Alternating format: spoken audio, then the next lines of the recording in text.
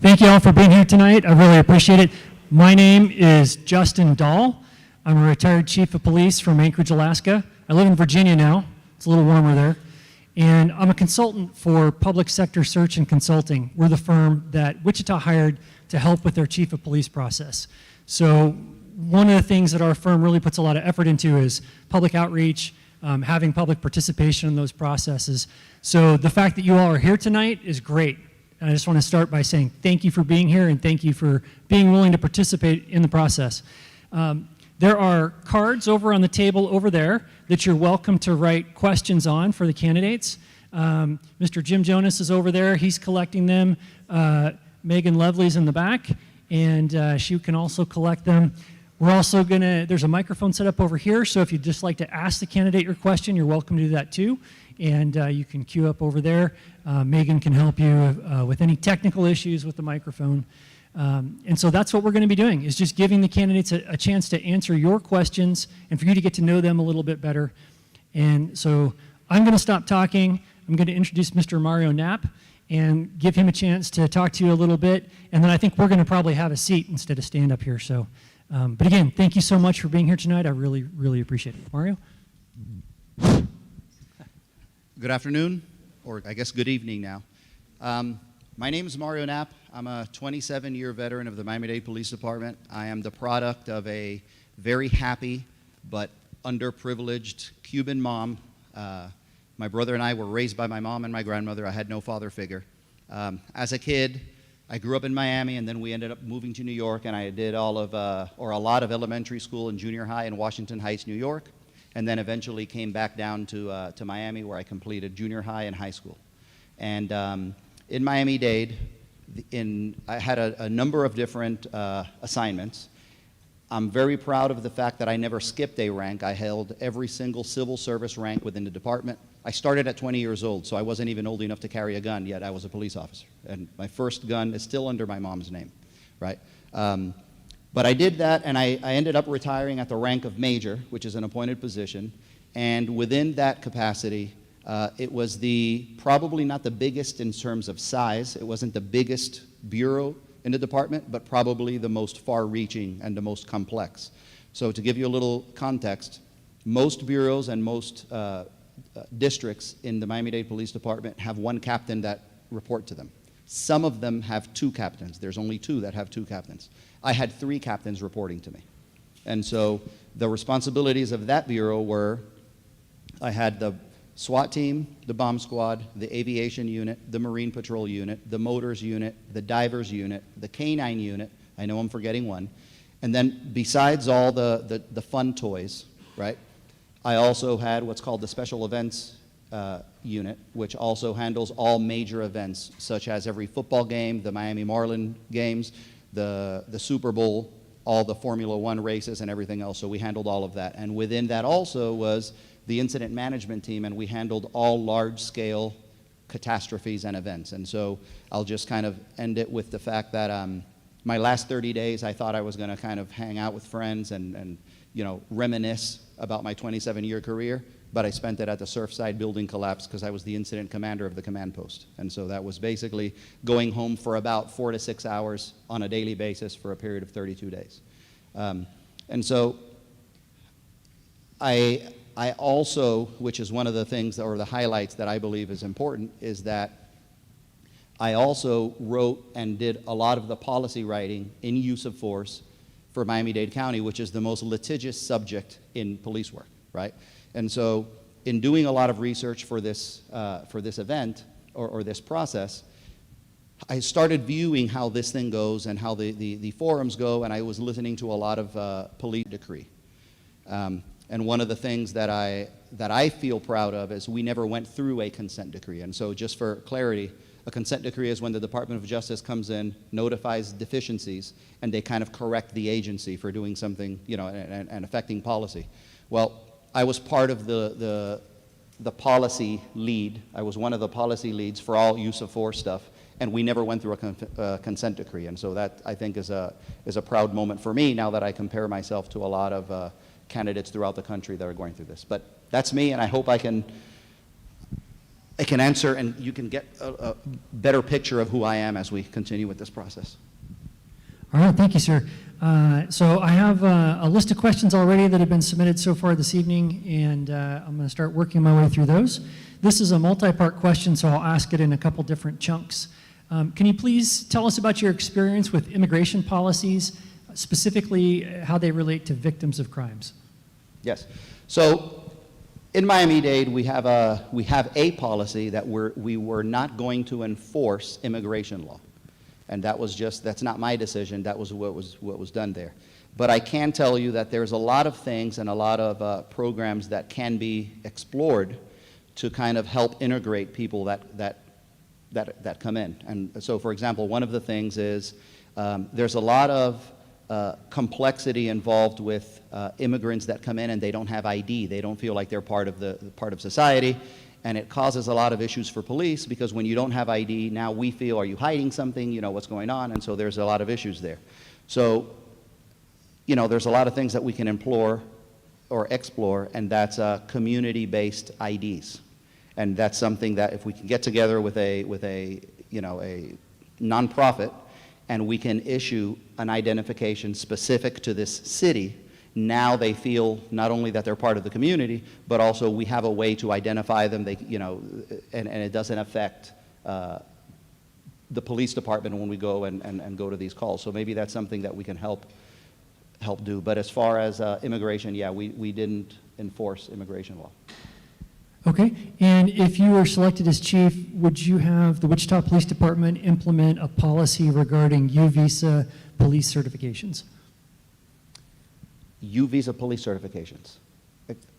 Unless I'm misreading that, but if I recall correctly, from my time as chief, it was a visa application process for people who were undocumented in the country but had been victims of crimes and were cooperating with the investigation. Okay, that's what I wanted to make sure. So right? the U-Visa program, as far as I understand it, it has always been that if you are a victim of a crime, you get deported.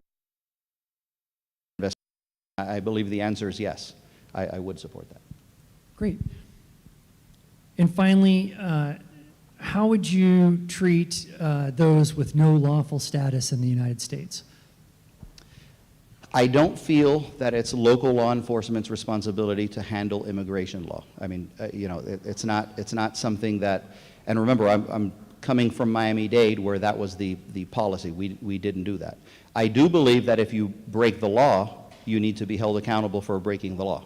But I don't feel that we need to go out there and do roundups and try to find, undocumented people or undocumented workers arbitrarily. That's not something we should get into.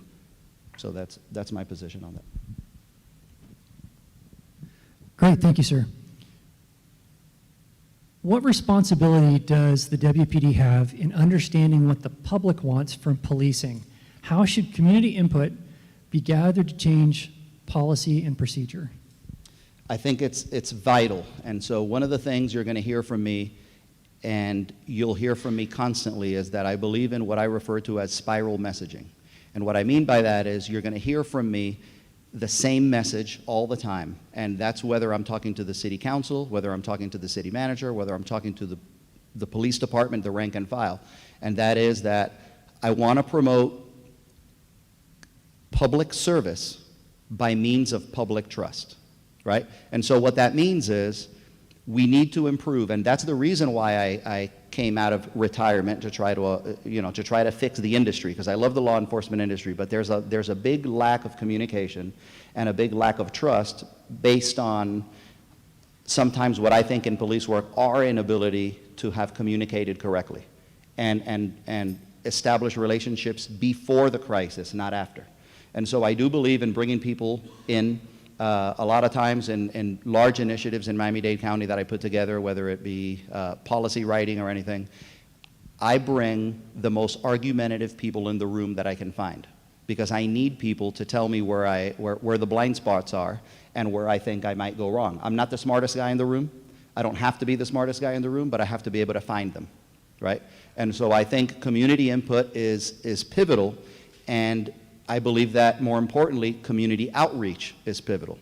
And so I want to establish a relationship of public trust And when we talked about public service by means of public trust, what that means is every single initiative, every single law enforcement crime reduction strategy is going to be based on two things. Number one, are we providing public service? And number two, is that public service that we're providing going to further public trust or harm it? And if it's going to harm it, then rewrite the strategy, rewrite the initiative, and let's do it in a way that it's going to continue to, to promote public trust. Because I need the credibility of the community, because I also, on the same breath, I want to support police officers when they do a good job. And how can I, and there's a fine balance, and I don't think we need to pick between the two. There's a lot of really well-intentioned police officers out there that feel like they're not supported and they want to do a good job, but they also need guidance. They need clear and articulable guidance. And so in order for me to identify good work and commend it, I need the support of the community and the credibility of the community when they know that I'm open, I'm transparent, they have a seat in the conversation, they have a seat in the table to continue these conversations and build public trust. Great, thank you, sir. Ma'am, go ahead with your question. Terrific, thank you.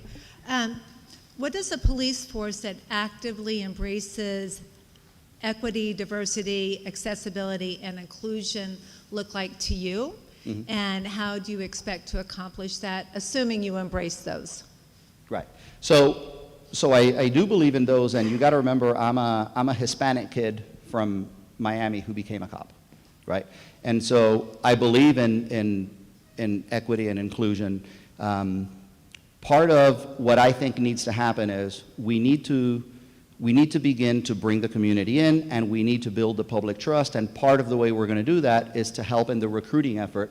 The community should see a reflection of themselves when they see their police. And so we need to go into the underserved communities, and we need to bring some of that community in, right, and make them police officers, because people are going to trust the police more when they look like themselves, right? I can tell you that I'm a young Hispanic kid who didn't know that being a police officer was attainable to me. I never thought it was.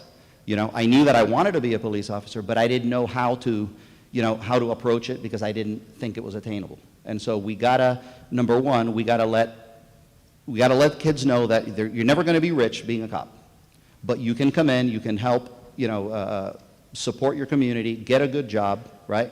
And I want the police department to reflect that community. So I do want to see that. That's a long road. If you're going to start from recruiting on, I was hoping for something a little more tangible out the gate. Mm-hmm. It takes time to get folks in, but good luck to you. Thank you. Sir, go ahead.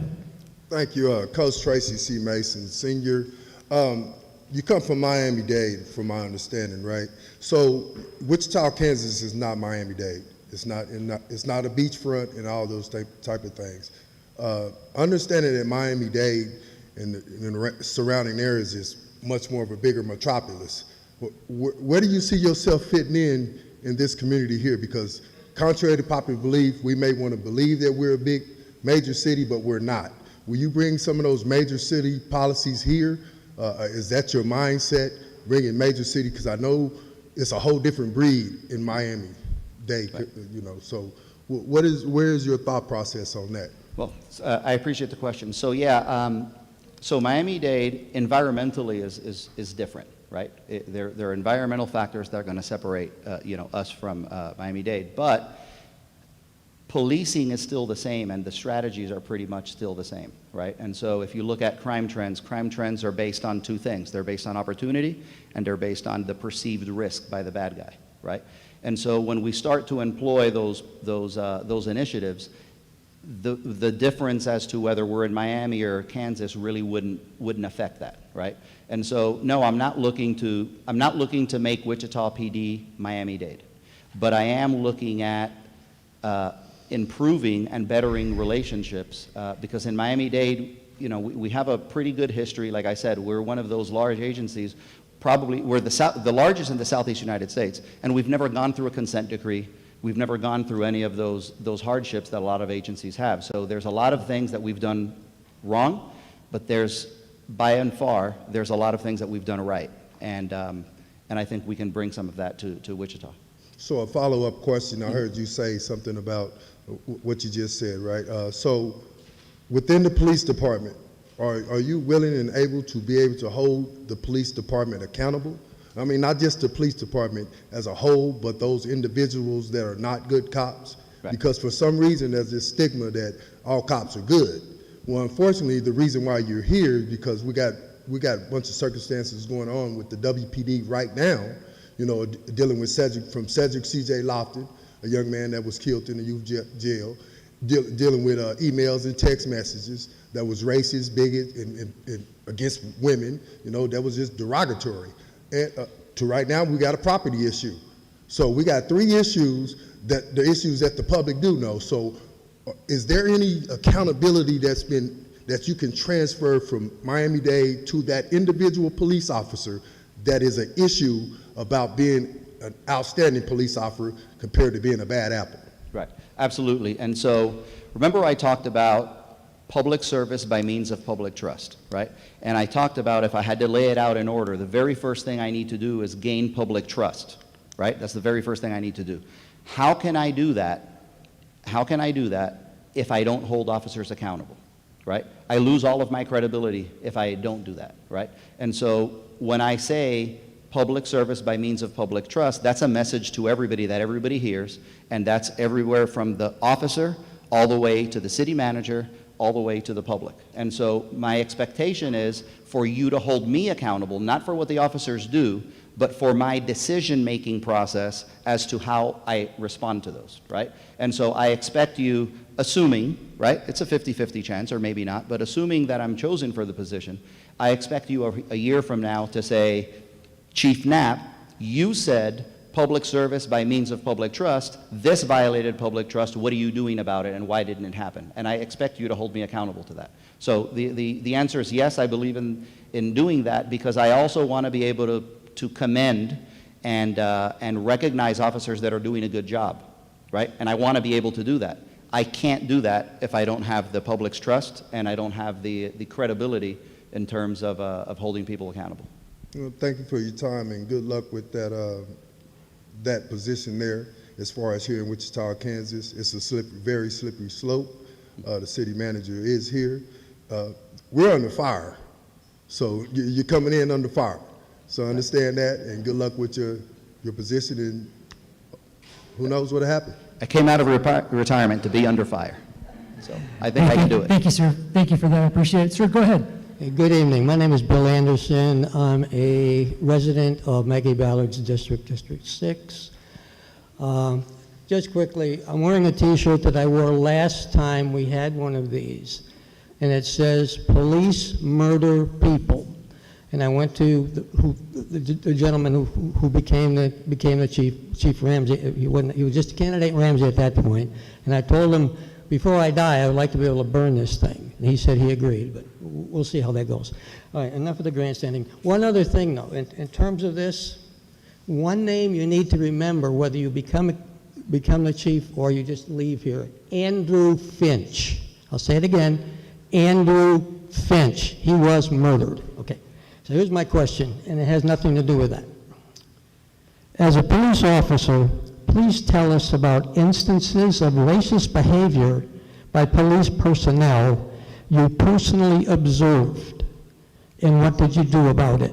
Thank you. And I'm going to go sit down because my hearing isn't perfect. Yes, sir. Thank you very much. Thank you. And the goal is you are going to burn that police shirt.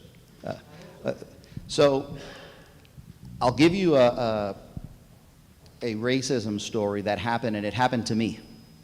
And so my last name is Knapp.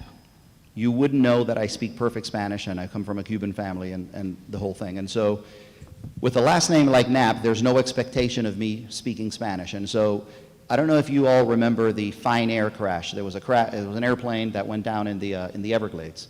And so we ended up having to set up and perimeterize it because there was a lot of people that were trying to go in and loot, you know, the airplane and stuff. And so my assignment, I was working midnight shift, and my assignment was to go there and basically guard one of the levees. But I was relieving another senior officer that was there. And so when I got there, we were there for about 20 minutes. It was 20 minutes before it was his time to go. And I'm standing there talking to the officer. Again, senior guy. I had only been on for about 2 years. And he says to me, so what do you want to do in your career? And I said, well, my goal right now is I want to go to the SWAT team, right? I'm young. I want to go out. I had hair back then. So I said, I want to go to the SWAT team. And he looks at me. He looks at my name tag, and he says, remember, German last name. He looks at my name tag and says, well, good. I'm glad you're going to do that. Get rid of all those damn Cuban oyes over there. Now, for context, oye is like saying hey in Spanish. Cubans use it all the time. Right? So instead of, hey, dude, you know, they say, oye, and something. And so it's a derogatory term in Spanish. And the moment he said that, to be honest with you, I wasn't even offended. I was just more thinking of how to creatively let him know that I'm Cuban. You know what I mean? That was all I did. And then finally I looked at him and I said, hey, you know, I guess I'm going to fit right in because I'm Cuban. And he looked over at me, and he left. I never saw him again in my career. I was hoping I would when I was a captain. But, so I know it happens. You know, I have specifically instances where you saw other cops doing it and what did you do about it? That was really the question. Right. Not what happened to you. Right. What you saw and how you handled it. Right. In my career, as far as my supervisory roles, I have never seen it. But I think, and I haven't seen it directly, not in my own supervisory role, right? And I think that part of the reason why that happens is because, like I said, I believe in spiral messaging, I believe in having a clear and articulable vision, and I believe in expressing that all the time, because people shouldn't have room to feel comfortable to do anything like that. You know what I mean? And if you know, we talk about the text message thing, and that happens everywhere, right? My thing is, why do people feel comfortable to send those text messages? You're sending it to someone because you're obviously comfortable enough to send it. And that shouldn't happen. Does that make sense? That shouldn't happen. That's a problem right there. And so remember, when I say that I've never seen it, it's because, you know, they know that I'm around all the time. I've never seen it in front of me, right? So, but the fact that it happens tells me that there's a lack of leadership and lack of communication with the leaders. Great, thank you. Ma'am, did you have a question? Please go ahead. Yes, sir. Welcome to Wichita. I am Juanita Ridge of Millennium Moms Empowerment Network, the founder. I want to talk today about the independence of the police department and then the perception of collusion with the judicial, the prosecutor's office, the Sedgwick County Sheriff's Office. How will you ascertain the citizens of Wichita, Kansas, that your office is independent and not in collusion with all the others? The appearance of impropriety, the appearance of impartiality, how will you make sure that those things don't continue to occur under your leadership? Right. Can you, just because I want a little context, so when you say collusion, what kind of scenario are we talking? Like what exactly? Okay, let me give you a collusion story. Mm-hmm. Okay, so you have the Sedgwick County Sheriff's Department who has its own resources, as it has its own framework. Right. Under the Sheriff Department, the county jail has, they have, what I want to say, they have, say, Securus, the phone company. Does that also mean that their contract is being broken when the Wichita Police Department can then come in and listen to inmates' phone calls? The judges can come in and listen to inmates' phone calls, or is that contract specifically with Sedgwick County Jail, who has the contract with Securus? So I think I think that's more of a legal question, and I don't know how the law is structured to limit that information, right? And so, in other words, I don't know if I don't know who's writing the laws, and I don't know whether that's legal or not, because I'm not familiar with the law here in Kansas. Does that make sense?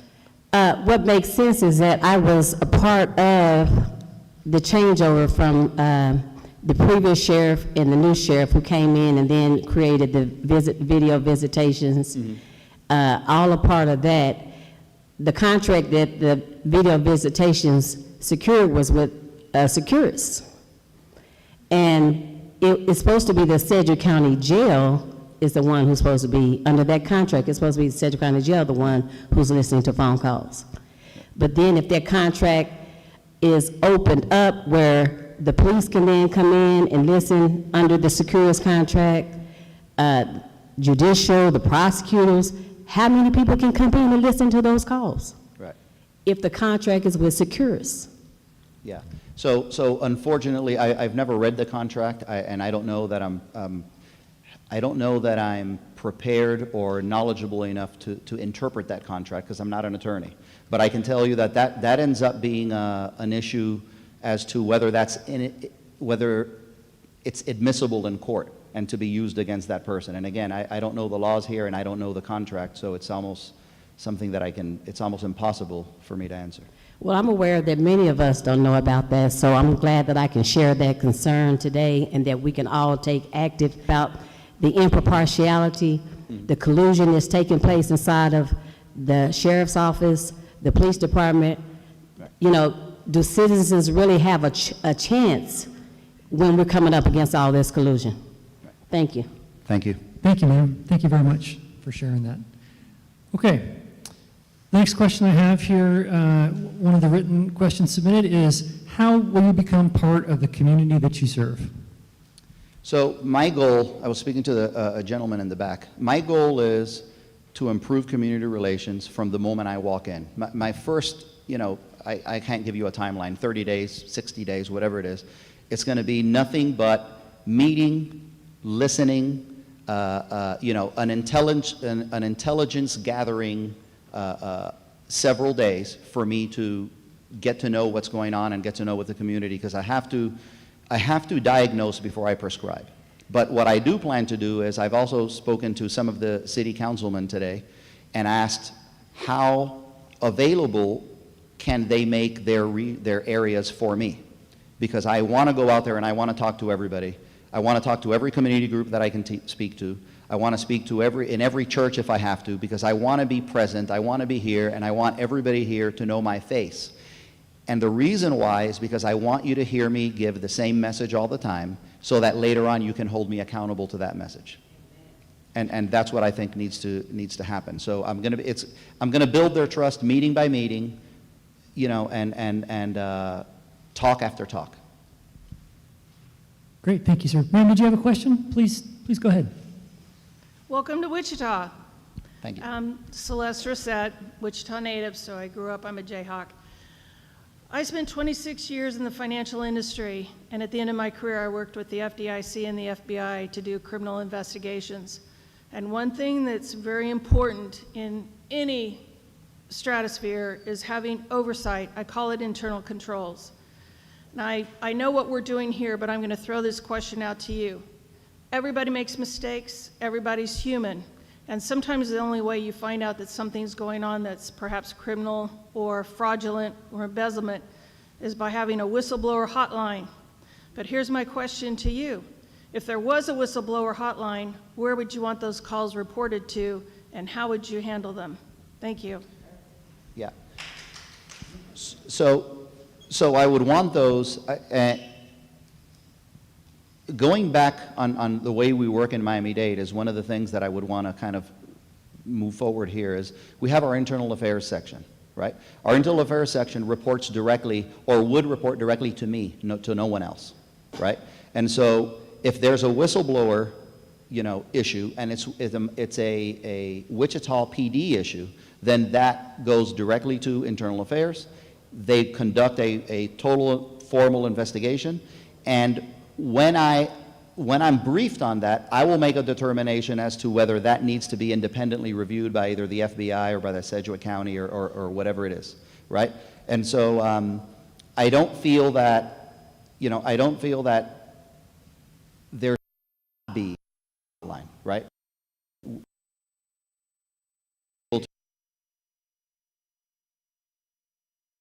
Right?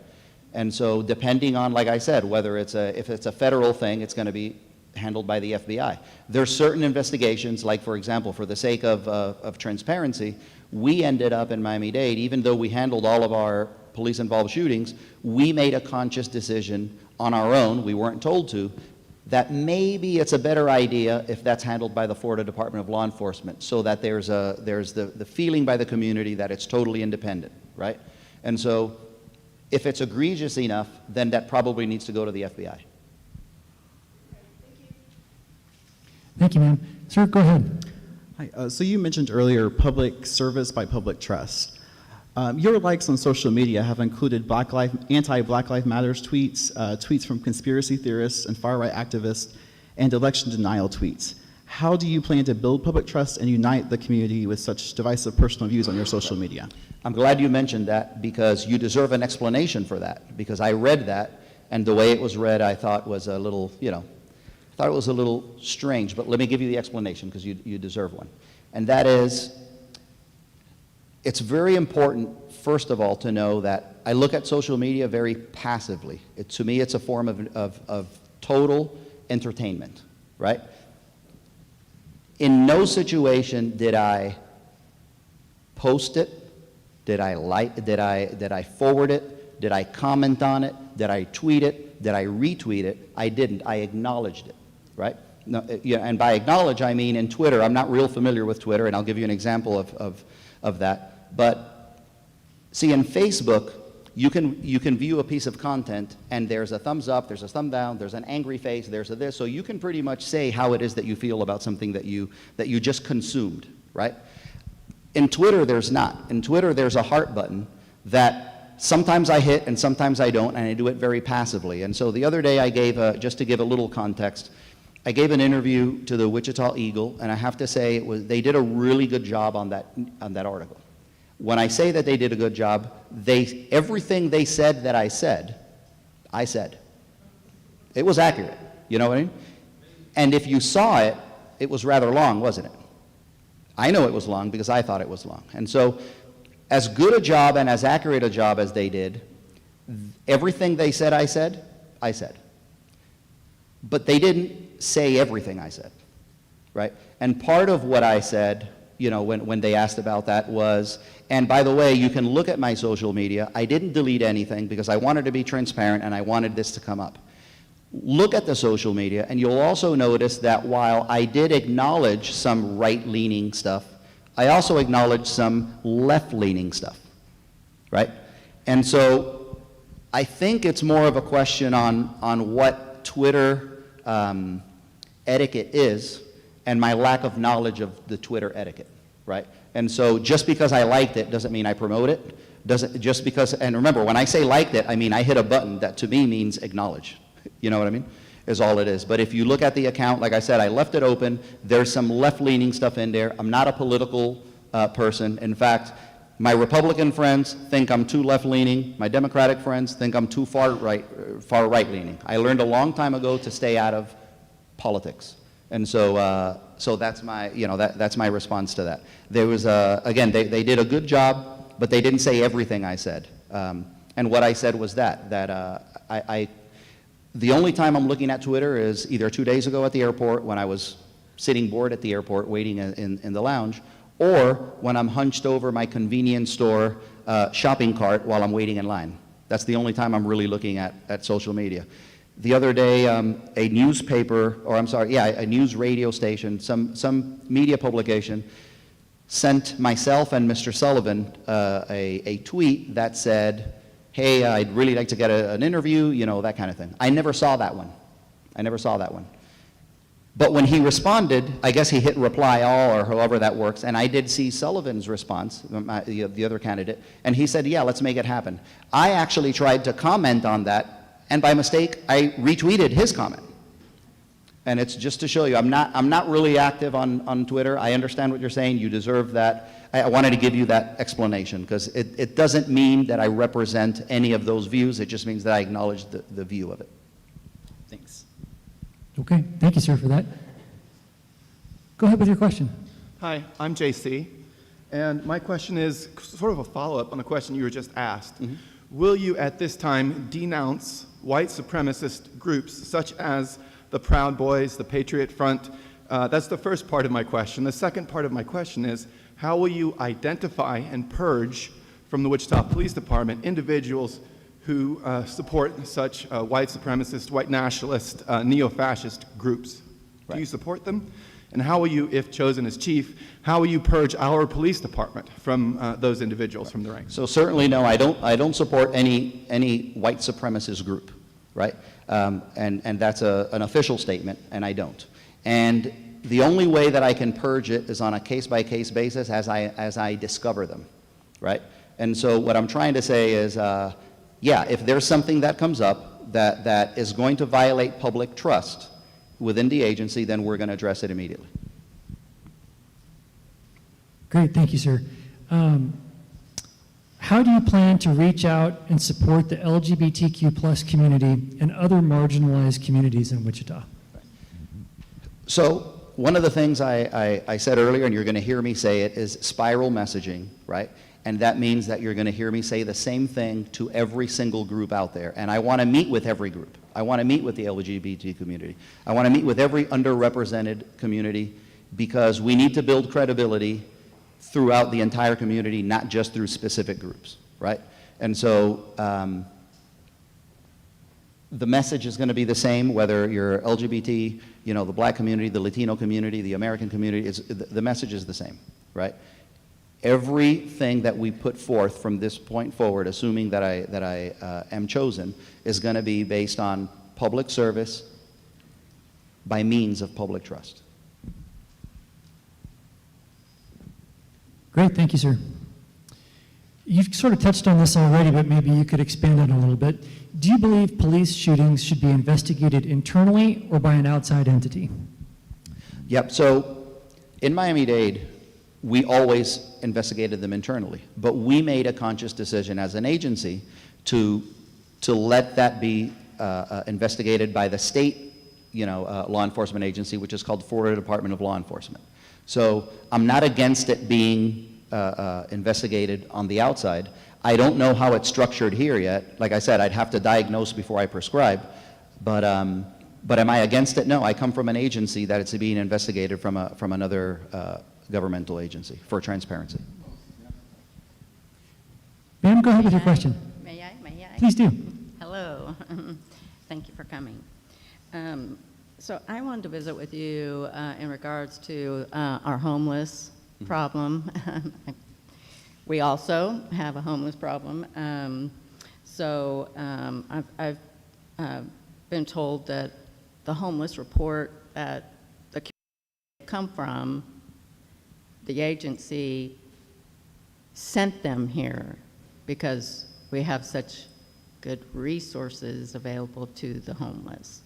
So my thought and my question is, what are your thoughts about the homeless and reducing the homeless numbers and including crime that are committed by homeless, which also kind of piggybacks on my thought that I'm sure a lot of them may have, mental illness or disorder or even maybe possibly drug addiction.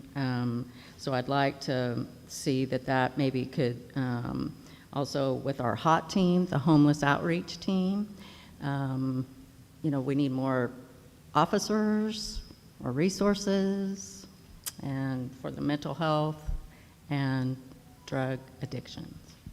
So I'd like to hear your I think it thoughts. almost sounded like you answered the question for me. Oh, Yeah. So look, it's not a crime. It's not a crime to be homeless. It's not a crime to be homeless. And so we got to find a balance between assisting and providing resources to the homeless without treating them like they're a criminal element. But we also got to balance that against. I don't think it's fair either to have a homeless area that community members are scared to go by. They got to cross the street because they see a guy that's homeless and he's harassing everyone, to give an example. And so we have to, I believe in, I looked at the HOT team. I know they have 4 officers and a sergeant. I think it's one of those things where I want to look under the hood and determine the efficacy of that program. And if it works out well, and it's working out well statistically, and it's analytically driven, then maybe we can double that program, right? And put 8 officers if the program is working. But it takes a lot of relationships with other governmental, and nonprofit agencies. We're not always, remember, police get called to everything, from a cat in a tree to a drive-by shooting. We get called to everything, and we have to show up. And part of our promise is we're gonna show up. But we're not always the best equipped to handle the homeless, right? And so we got to bring other resources and tie other people in. And the HOT team, I think, is something that I'd want to look at possibly increasing. And the ICT one that helps do it, the social worker, the police officer, and the drug and alcohol abuse person, right. Is that with the ICT one? Is that right? The therapist, yeah. I don't know if you've heard about that. That's kind of a new program that we've kind of been. Yeah, I did see that they have a community support specialist. They have that, and I think that's a really positive thing. And when you mentioned mentally ill, in Miami-Dade, one of the things we have a crisis intervention team, right? And so I was running the training bureau at the time, and the crisis intervention team started to become more popular in the industry, and we started to roll that out. But we rolled it out initially with sergeants first, and then field training officers, with the idea that new rookies they go through the field training, officer program, and they start to see how CIT works and everything. But one of the things we realize is that every single officer should be CIT trained. And the way we did that is we ended up having to front load it in the academy. So we had all the sergeants, we had all the FTOs, and then we had academy classes. We added an additional number of weeks to the academy so that now every single officer that was coming out was actually more than the sworn, the rest of the rank and file, until we were able to pick up all the rank and file. So right now, all of Miami-Dade is CIT trained. So I think that's really important and something that we would push towards. Great, thank you. Sir, go ahead. Is there still a gag order? Anyway, I apologize. I was being sarcastic. Oh, I'm sorry. We didn't understand it. I'd like to know if you were a police chief and you found out about the toxic culture of your SWAT team. How would you handle that? And do you discipline police? And how do you do that? We tend to give people promotions here after they do these things. I have to tell you, I worked in this community for 30 years. I owned 2 drug and alcohol treatment centers. Moved away for 3 years to Colorado, came back, and I'm astounded at what's happened in my community. And it's like a confederacy of dunces. I don't understand it, and I'm hoping that if you get the job, you can initiate some changes.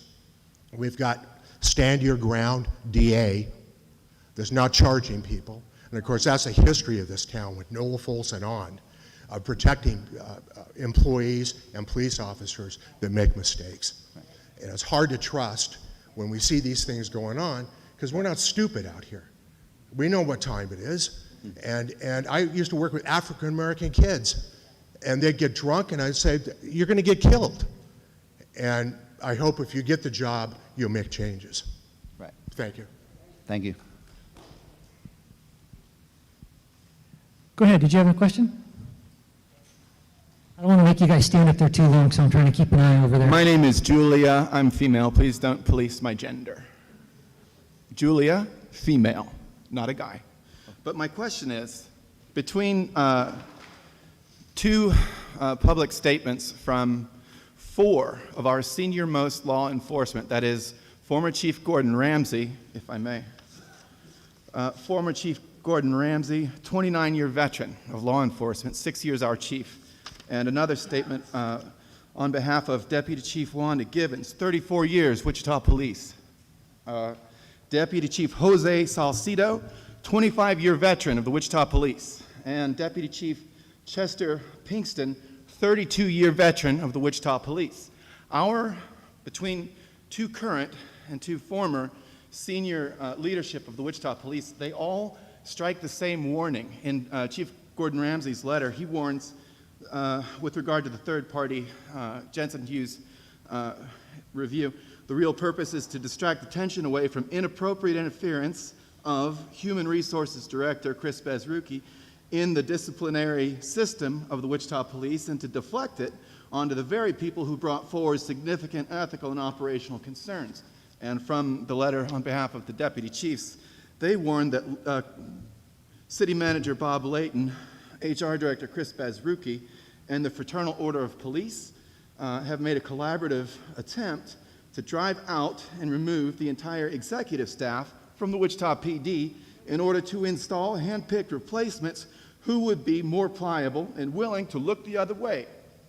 So my question to you, sir, as you interview to replace outgoing Chief Gordon Ramsey, my question to you is please speak to the appropriate boundaries of the Fraternal Order of Police and please describe how, for example,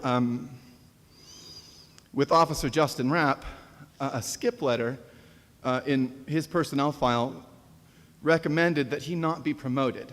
However, after, repeated questions from former Chief Lem Moore,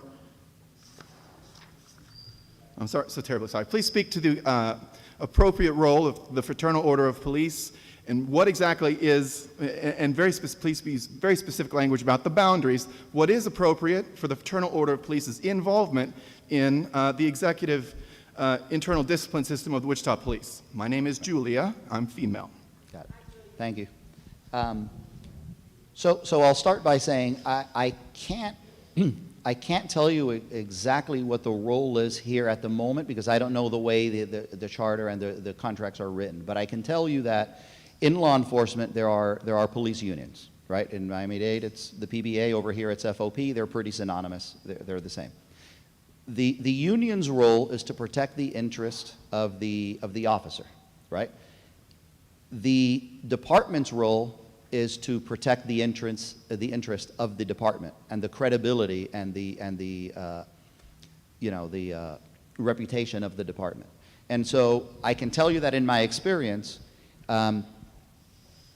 we're going to communicate with the FOP, but FOP has one job and we have another. And so there are going to be times when me and the FOP disagree. So if there's times, and it's happened before in my career, where I know that I have to discipline someone, right, based on an investigation, and I realize, okay, we're going to do this. The moment that person knows, they'll call the FOP, right? The FOP will call my office and say, hey, I hear this is happening, and I'm like, yep, this is happening, and we'll disagree to disagree. But I cannot let the FOP influence my decision as a police leader because that removes my bite, and the moment I have no bite and control over my own agency and discipline, then we've lost the agency. Right? If I can follow up, if you are selected as our next chief, will you be disciplining Deputy Chiefs Salido and Pinkerton? I don't know enough about the case. I haven't read the case file. I can't answer that responsibly.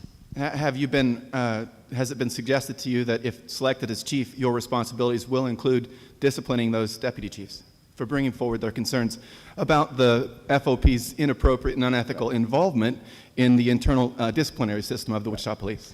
No, the only thing that I know about that is stuff that I've read in the newspaper, but I have not had any conversation with anybody while being here or through email or anything that has anything to do with that case. So the answer is I don't know enough about the case to make a determination, and I have not been told to do anything. So a more appropriate relationship with the chief of police is that the chief of police is in charge of the internal discipline system of the Wichita Police Department. Would you agree? Repeat the question?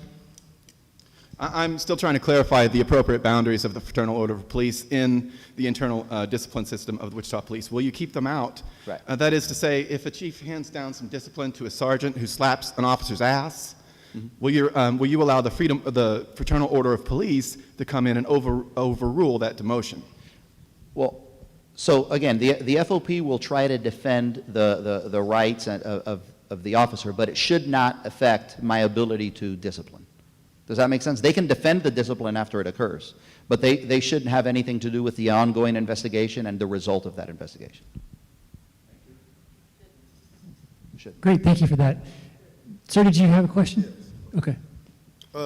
Again, I appreciate your remarks about the CIT training, and I'm hoping that if you are selected, because it's only 2 of you, that is fully implemented. That's something I've been pushing for, that I think is every crime or every call is a crisis, so there's no way that the police force, the WPD, should not have every officer with that type of training. So that, but in regards of, I deal with groups of young men and young women that are considered outcasts or whatever you want to call it. I don't like using the gang word, but you're from Miami-Dade.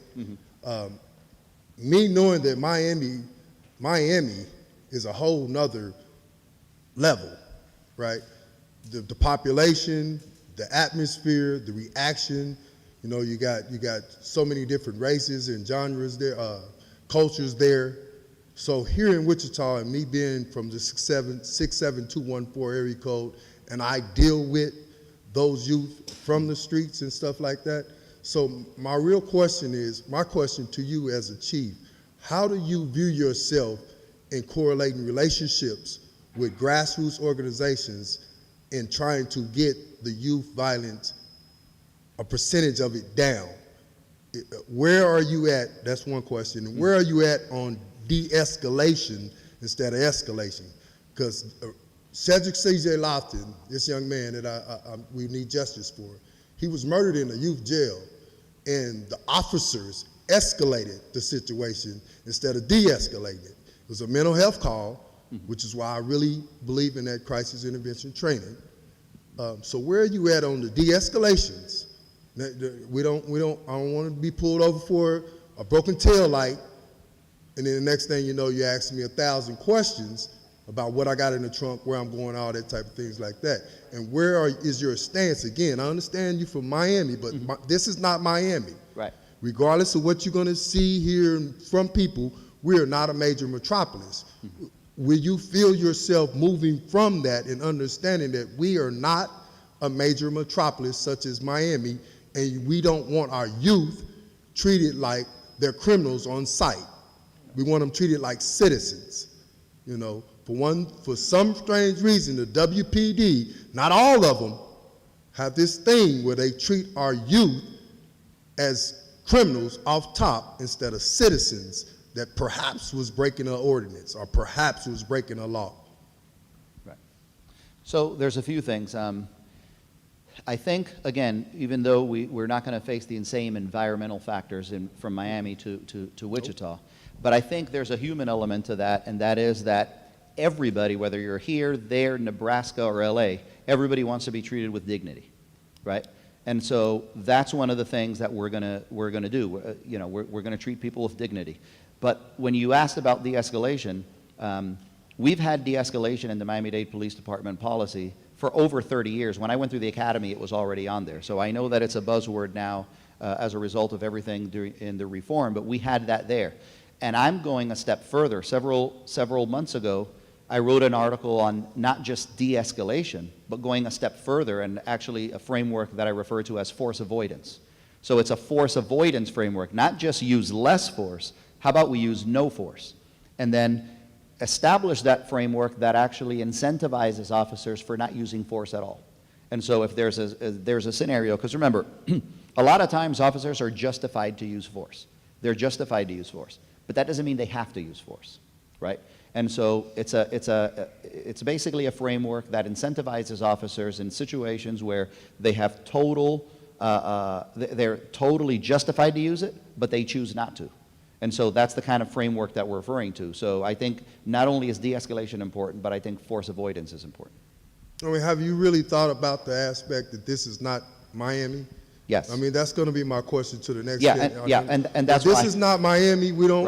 Right. I've been to Miami before, and the police department that I've ran into, they're on a whole nother level. Right. So I appreciate it. You're stepping into a frying pan because some of the WPD has been acting like they are Miami-Dade police, And the youth are scared of them. Right. You know, some of our citizens are scared of them, and we are, in fact, humans. So that crisis intervention training is something that I feel that is necessary to be pushed. I'm not going to eat a bunch of time, but I feel like I should, because I understand what you're here for, an interview. But I just want you to understand that that's something we just can't have in our community. Right. I understand. And so I go back to when I talked about every human wants to be treated with dignity, I go back to, if you look at the anatomy of a police encounter, right?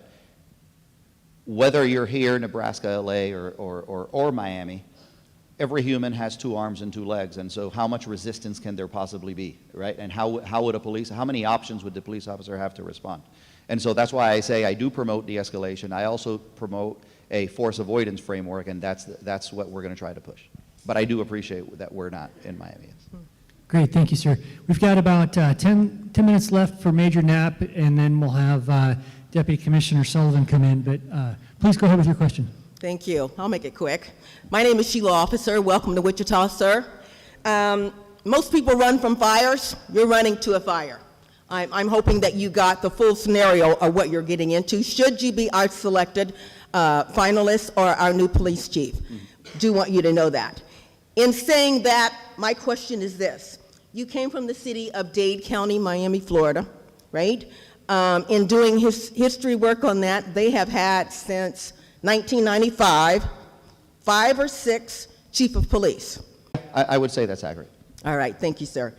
So then my question becomes, in your tenure with that city, in that department, is there a reason why we should know, or is there a reason why we don't know that you were not part of that historical lineup for the chief, but yet you want to be the chief here? Can you explain that, and will you explain that? Yeah, that's easy. So let me make sure I understand the question. So you're asking what, the question within the question is why I left Miami-Dade and I wasn't going to make chief here and I'm moving over here to be a chief. Exactly. Okay, good. There was a question within the question. Yeah. So I left Miami-Dade willingly. I left for the private industry. I was actually, I was a major. I was super happy. Everything was going fine. And as a matter of fact, I got a job offer that just became irresponsible for me to say no. I looked for every reason to say no. But I fell in love with the vision of the company. I know the owner that offered me the job. I know him. I know his track record. I know his history. And we set ourselves out to change law enforcement globally. And that was the goal, and that was the vision that I set out for. And my reaction was just like when J.D. Patterson, our former director, asked me, do you want to go back to SWAT? I said, well, if I go back to SWAT, I can only affect 30 people. But if I stay in the training bureau, I'm affecting 3,000 people. And he left me in the training bureau. So I'll answer the question with what I was thinking was, yeah, I can stay in Miami-Dade as a major and only affect 3,000 people, or I can leave to the private industry and affect the globe, right? The industry of law enforcement worldwide. And that's what I set out to do. And so there is no controversies in Miami-Dade. I left for the private industry, and like I said, I just felt that I can contribute to law enforcement and to communities within the U.S. And so I didn't go back to Miami-Dade because I would have to, remember it's a civil service type thing. There was no structure for me to end up going back, and I don't think it's fair for me to go back and try to politic for a major or a chief position when other people have been in line. That's the reason. Okay. To be a little more specific, Mm-hmm. now that was maybe when you got your job as CEO of the wrap company, right? Mm-hmm. And you left Miami-Dade County. But prior to that point, there should have been, or maybe there wasn't, several opportunities for you to apply for chief of police there, Right. But yet again, you were not part of that history lineup. Would your explanation still be the same, sir? Yes, but let me add to that. If you look at my history and you look at my resume, and I think it might have been public, one of the things that I really prided myself on is the fact that I was not, remember I said that I was never appointed to anything. I had every civil service rank. The other thing that's significant is that every single rank that I held for a significant amount of time. In other words, I didn't get promoted to sergeant and say, I'm going to be a lieutenant. No, I learned every aspect of sergeant before I did that. And I was actually acting lieutenant before I decided now I'm ready to be a lieutenant. Because I don't want to fail at anything. I'm never going to apply for a position unless I feel that I'm ready. And when I did lieutenant, I was a lieutenant for 8 years. So I'm well rooted in every single rank. And by the time I was interviewing for captain or going through the process for captain, I had already been acting captain several times. Same thing goes for major. As a matter of fact, I was actually acting chief before I was a major. So I was a captain at the Warrants Bureau. The director came into my office, said he wanted me to take over that assignment, which was media relations, and I went over there as acting chief. And the initial plan was to promote me to chief there. What ended up happening was there was a change in the mayoral, mayoral thing, and basically they told the director that you don't need a chief position to run such a small entity like media relations. And so they lowered it down to a major position. And then they were having issues in Special Patrol. And again, they picked me up, promoted me, and put me in Special Patrol as a little bit of a problem solver. Yeah. Great, thank you. I think we've got time for one more question, and then we'll take a short break and change up. I apologize for folks that are still waiting in line there, but we need to give Mr. Sullivan an opportunity. A bit long on this and maybe like shorter times for each. Thank you all for being here. My quick question is, a little bit has been mentioned about Andrew Finch, C.J. Lofton, and all the others that are unnamed. The property, if you watch any news, that's the only way that you'll really find out about these things, if you actually dive in. What responsibility will you hold if elected in like the property and evidence? If you just watch a little briefing on that, it's horrific. It gives me chills to know that people's lives depend on that, and the response was just to hire 2 people, and then it just keeps going and going, and then just the talk of the timeline of going through the current evidence, and there's a year, and it's just another year passing, and people are out on the street with a warrant for their arrest for unpaid tickets. I mean, what's the department's warrant for arrest and change? So. Right.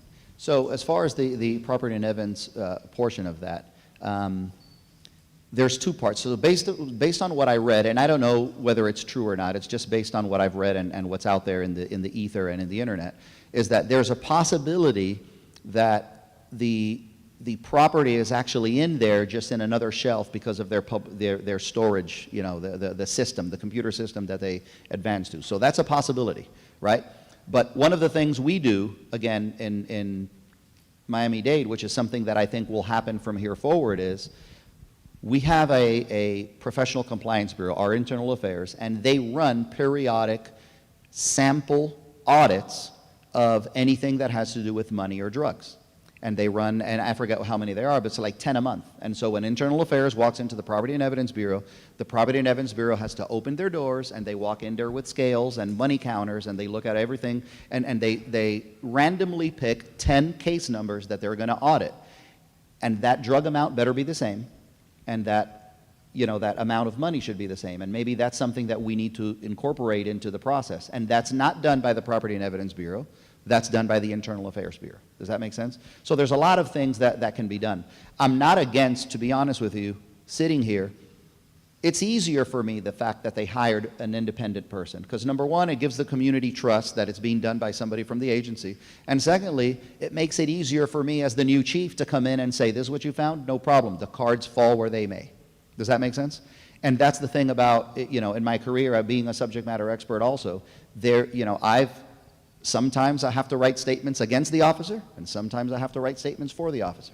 And that's part of having credibility and maintaining that credibility, right? And so again, I keep saying that, but the cards fall where they may. We don't move the cards around once they fall. The way they fell is the way they fell, and that's how we report it. That's how we, hold people accountable to what those findings were. Great, thank you, sir. Please thank Major Knapp for being here tonight. We're going to take a quick break and then bring Mr. Sullivan up here. Thank you for your time.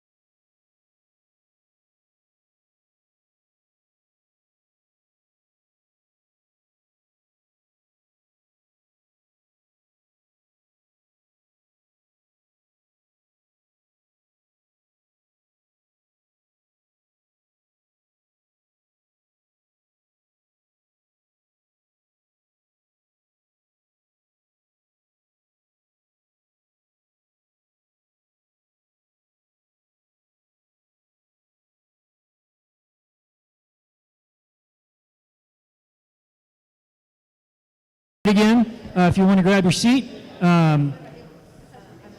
I've got with me former Deputy Commissioner Joe Sullivan. I'm going to give him just a couple moments to introduce himself, talk about his background, why he wants to be chief here in Wichita. So if we could quiet down just a little bit, we'll give him a chance to do that. I'm not going to introduce myself again because you guys already know who I am. So, Commissioner? Good evening. Thank you for being here. And thank you for allowing me to be here in your beautiful city. My name is Joe Sullivan. I was a former deputy commissioner in the city of Philadelphia. While I was there, I held just about every rank in the department and a multitude of assignments. Philadelphia is a difficult place to police. It's the poorest big city in America. It has a lot of challenges. It's a very diverse city, but it's an excellent place to work if you want to learn how to tackle challenges and how to deal with and effectively communicate with and build trust with diverse communities. My final goal, professional goal, is to be a police chief. I wanted to come from a big city. I wanted to go to a big city to be a police chief with a fairly large department, a diverse city. And I'm also not anywhere near ready to retire, and I'm looking forward to working in a department that does have some challenges, that's going to take some work to fix. And I think the experience that I have garnered over many years in Philadelphia gives me the experience I need to take on those challenges. So thank you again for allowing me to be here, and I look forward to your questions. Thank you. Thank you, sir. I think we've got folks at the microphone already, so if you want to lead us off, please do. Hello. We started off the last candidate with immigration, so I'm going to start it with immigration for you too, sir. I'm curious to know what your stance is on immigration when it comes to local law enforcement, and what priorities you have when it comes to victims of crimes here in Wichita. I'm an immigration attorney, and a lot of my clients are scared to call the police because they've been a victim of a crime. And I try to tell my clients, we live in Wichita. We've had a pretty good success rate with non-immigrant visas applying because they were victims of crimes. But I just want to know what your experience is with visas and how you would approach victims of crimes who are scared to call the police. Absolutely. And obviously, the Wichita Police is the Wichita Police, and it's not ICE. We're not going to participate in the enforcement of immigration laws, just for the reason that you stated. But the challenge is getting that message to the community. And you have to work with partners like yourself, people that the immigrant community trusts, to get that message out that if you report a crime, if you call 911, no one is going to ask you about your immigration status. And we have to make sure that that's very clearly stated in department policies, that detectives can't use that as leverage to gain cooperation, that none of that will be tolerated, that the department, and especially the Detective Bureau, knows how to help potential victims and witnesses of crime to file for those visas and assist them in doing that, making sure we have multilingual staff that can assist, or that we have outside resources that we can call so that we can effectively communicate. One of the things that I did in Philadelphia is that we brought in the Mexican consulate to our ComStat. That was our bi-weekly crime meeting where all commanders are required to attend at least once a month. And we discussed with the consulate the issues that and the difficulties they had identified. And the captain and the inspector from that district and that division started doing outreach with their staffs in concert with the consulate to make sure that there was a level of trust there. And I can only tell you that we saw success because we saw an increase in reported crime. And I certainly don't think there was an increase in actual crime. I think it was the fact that we began to gain a level of trust, and the migrant community began to see that the police department was going to investigate the victimization and was going to do something about that. We were going to offer victim services and support services, and there would be no mention of their status, no inquiry into their status whatsoever. Great, thank you, sir. Go ahead, ma'am. Do you have a question? Thank you. So my questions, although they sound disparate, are really getting to the point of bias, all right? So assume that it's true, and I believe it is, that the department has a culture that supports sexism and racism. How are you going to identify the perpetrators and fix it? And then, what is your thought about helping folks get their names off the gang list? Right? Both of these go to bias. Yeah, I'm going to start with the gang list because we had a similar situation in Philadelphia with our intelligence unit, and we work with the state intelligence center, PASIC, to make sure that our personnel, our analysts, both sworn and civilian, we're trained in CREA, is what it's called in Pennsylvania, the privacy statute, and that defined when, under what circumstances, and what factors had to be present. And there was a list of factors, and there had to be at least, I believe it's 4, before you could be placed on that list. It also put in place mandatory review of the list. And that's important too, because you can legitimately put someone on the list, but if you don't review it on a regular basis, they may come to a point where they've made a positive turnaround in their life and they've moved on, they've aged out of crime, and they need to come off of that, because we know inclusion on those lists can affect employment and other types of opportunities. So that's really important. And you know, one of the advantages you have from being a former deputy commissioner from a department as large as Philadelphia, whatever problem I encounter in Wichita, I've probably, or one of my colleagues has dealt with it in Philadelphia, and I can always reach back. And that takes me right into your next question, where in Philadelphia, we were the first major city to deal with issues with Facebook. We had a researcher that dumped thousands of racist, misogynistic, on and on posts that were made by police officers, and then it was up to us to take those thousands of posts.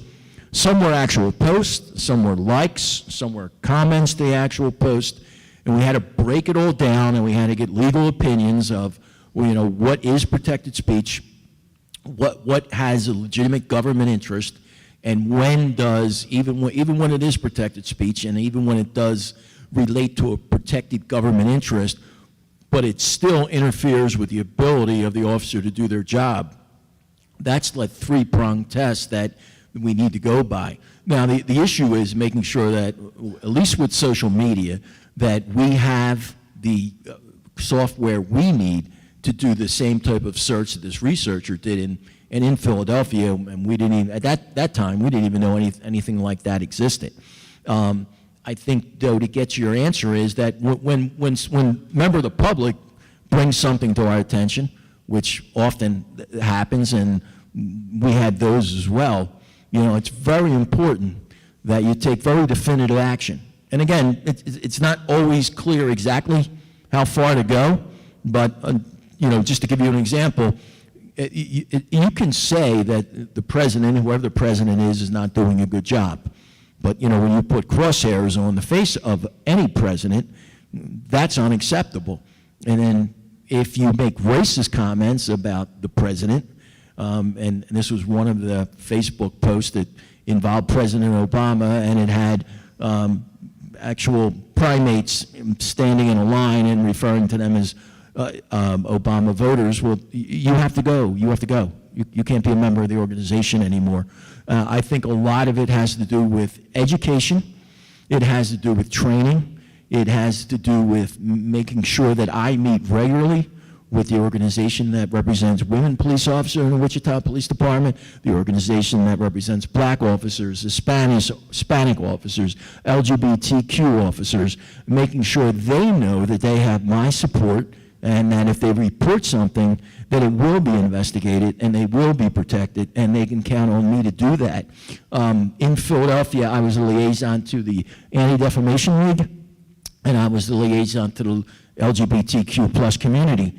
And in both of those roles, I was able to increase confidence in minority officers that, and minority communities, that if there was a hate crime, it would be taken seriously, it would be investigated, we would make every effort to make an arrest, and the DA's office always cooperated in terms of vigorous prosecution.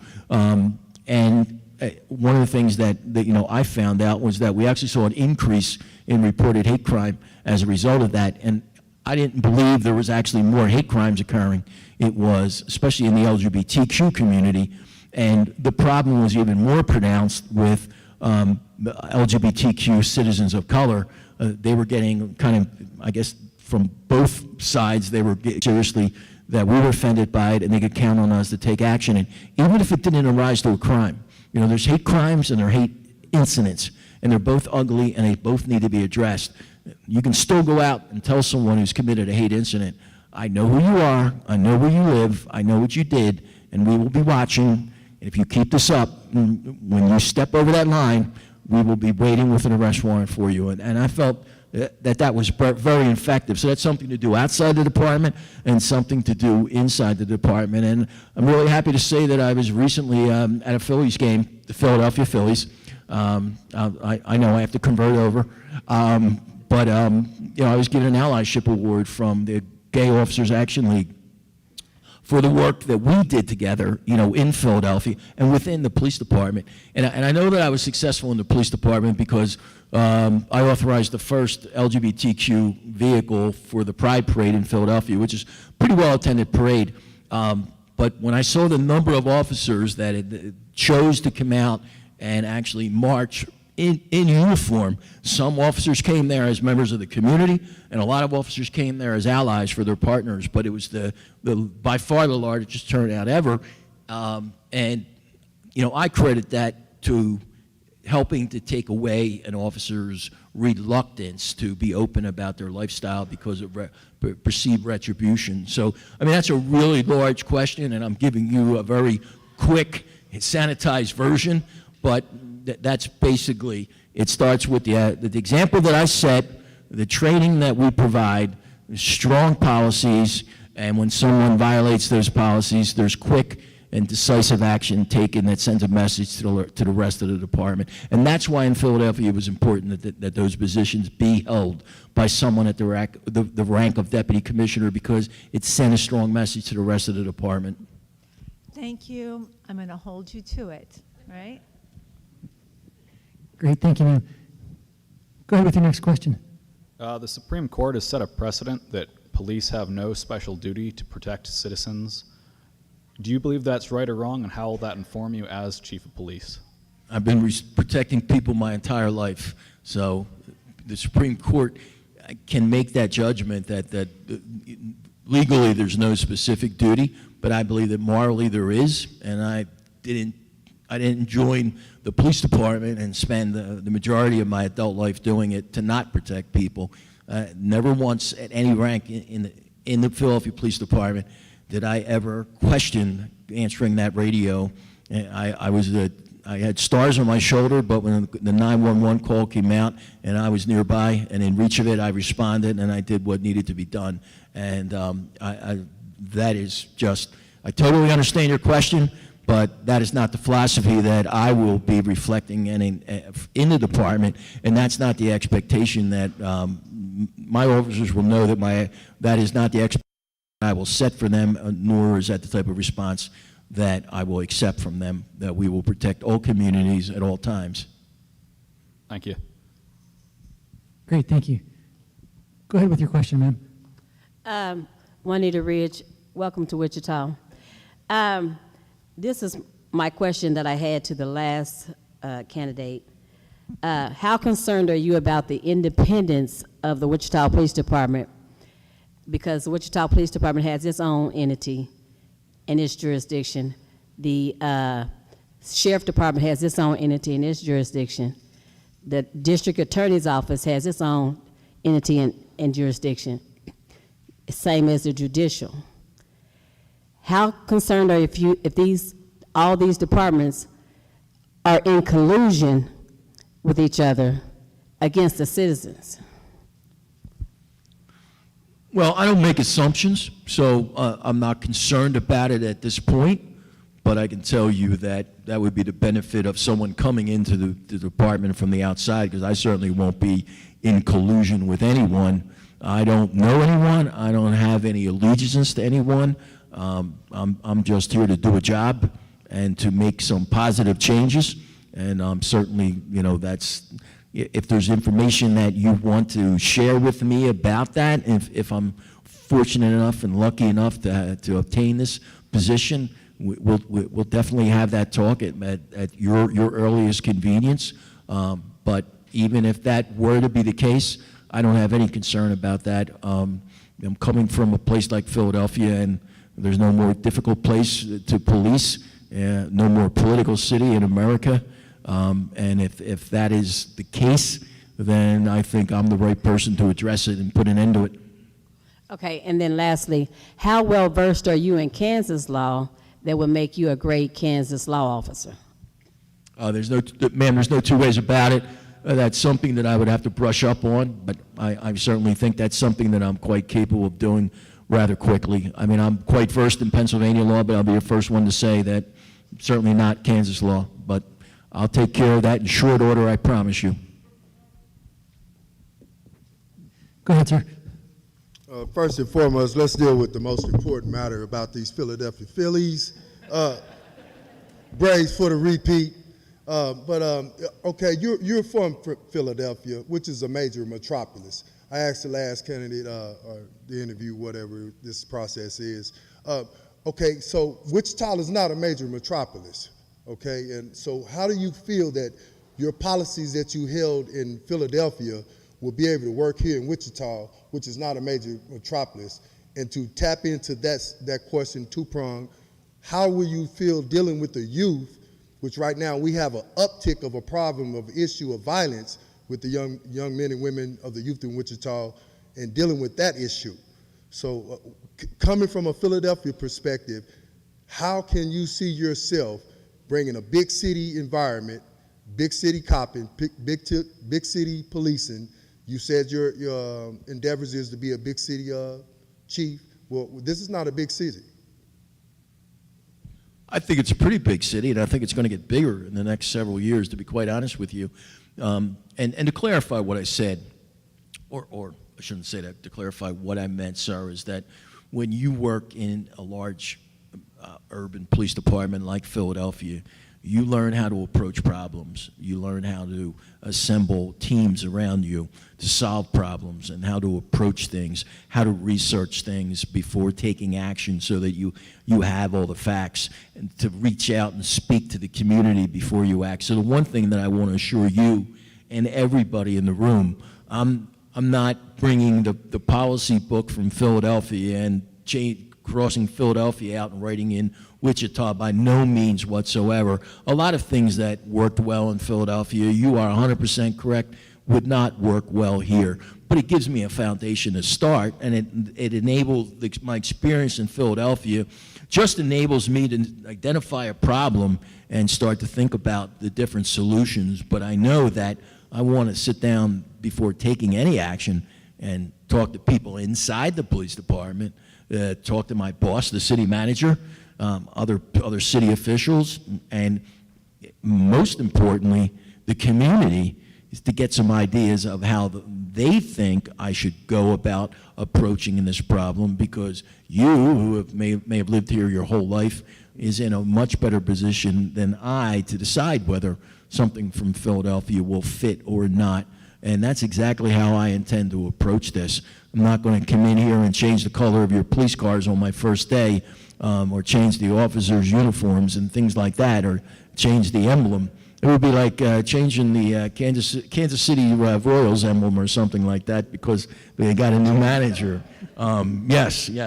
And I just want you to know that I cheered for Kansas City last night, and Andy, and I certainly did. But we're going to move deliberately, but we're going to do it with a lot. I'll be in every neighborhood of this city, having roundtable discussions, having forums like this, meeting with the community, so that you can tell me what you think my priorities should be, what it is that you expect from me, and how you think I can best go about approaching the problems that confront the Wichita Police Department and the city of Wichita, one of them being crime, juvenile crime. There's a lot of similarities of patterns and trends of crime among cities. every city is different, don't get me wrong, but there's certain commonalities. I know that there's a very small group of people within the city of Wichita that are committing a large percentage of the crime, and many of those are juveniles. And I know that we can identify those juveniles, and we can begin to reach out to them, because we know that sooner or later, if we don't intervene, they are going to become victims or they are going to become suspects. And to reach out to them, I need people like yourself that have shared lived experience with these young folks that are going to give me some legitimacy when we reach out and offer them intervention, when we try to reach out and offer them treatment. Many of these young people have been traumatized by the violence that they've experienced in their own life, and that's why they don't know a different way. They are in need of cognitive behavioral therapy to help them so that they can begin to cope with violence or anger and deal with it before it turns into violence. And that's the path that I will be pursuing. But make no mistake about it, I mean, people that commit crimes of violence and hurt other people, we'll take a very strong stance for them, and we are going to pursue them. But we're going to do everything we can on the front end. You've got good, smart, evidence-based, data-driven policing that has to happen. Very calculated deployment, and random deployment is random results. So we're going to use data in how we deploy our officers to make sure they're at the right place at the right time, doing the right thing, focusing on the right people, on the right behaviors. But at the same time, I need to know that we have community-based gun violence intervention programs, partners that are going to work independent of me, but in cooperation with me, because what we really want is to prevent crime. We want to prevent arresting people and putting them in jail, but unfortunately, when that line is crossed, we can't be afraid to do it either. And I certainly hope that's something they'll be willing to help me with. So my hope is that you do tap into the grassroots community. I'm a boxing coach at CHD Boxing Club, and one of the things I do is I go directly to what is considered gang members. With this youth violence going on. So I go directly to this. My hope is that you don't tap into the same old people, and that you tap into the people that's actually out there doing the work. And a follow-up question, I heard you mention it, that's why I want you, my hope is that that's what you do, is that you reach out to us grassroots workers, all right? So, and also, CIT training. Where do you feel, I push for this big time, that the WPD, every officer receive CIT training, because let's just understand it. Crimes are crises. So if they don't know how to deal with crises such as Cedric C.J. Lofton cases, where they go from a mental health call to arresting a young man who hasn't committed a crime, it murders a young man like Cedric C.J. Lofton. So where do you stand on having all your officers receive CIT training and sincerely implement them as they go out and make these calls? We're in total agreement with that. Every officer should go through CIT training. There's no two ways about it. As much as possible, I want to reduce the footprint of policing in the community. And what I mean by that, as much as possible, special needs population. We have people in mental health crisis. We have people living on the street. They have substance abuse problems. As much as possible, I want those people most qualified to assist those citizens to do that job. And whenever possible, I want professionals, mental health professionals, behavioral therapists, people that are trained to help people that are in the throes of addiction to work and answer those calls and work with those citizens. But you're 100% correct. There's always going to be situations where a police officer comes in contact with someone in one of those classifications, and we have to know that that officer has been given the training they need to de-escalate that situation, to do no harm, to not actually escalate the situation, and contain it until we can get the mental health professionals on scene. So I believe it has to be a multi-tiered program, and it begins at the lowest level by making sure that all officers have CIT training, and they're trained to do just like doctors are trained to do no harm. You don't have you're not going to have in a CIT course, you're not going to become a behavioral therapist, so you're not going to solve the problem, but do no harm, get the professionals on scene, and then we'll decide where to go from there. But we don't escalate the situation, and we decrease the need for the use of force. And then we need to make sure that we're working in lockstep with our behavioral professionals, and then the third step is that we have those co-responders teams. Some situations are dangerous. There's no two ways around it. So mental health professionals want to make sure that they have a police officer with them, but that police officer will have beyond CIT training and will be dressed in a less aggressive manner, maybe, to not trigger someone. We also have veterans out on the street that are suffering from PTSD. Officers have to know the special nuances is necessary to effectively deal with someone who's suffering from PTSD. We have to make sure that in 911 we have a mental health professional that's there to help diagnose those calls, to decide what is the appropriate level of response. Should it be a CIT officer? Or does it just need to be a solo mental health team? Or should it be a joint team of mental health working together with police officers? This is all crucial. I've resolved hundreds of critical incidents involving people in mental health crisis. Discharging firearms, sharp-edged weapons, and that's how I did it, by my tactical operators working hand in hand with professionals in the mental health field, taking our time. The time is of no essence, maintaining our distance, and implementing effective communication. I'm also a proponent of the ICAT training program, which is given by the Police Executive Research Forum. That's something I most definitely would want to bring here.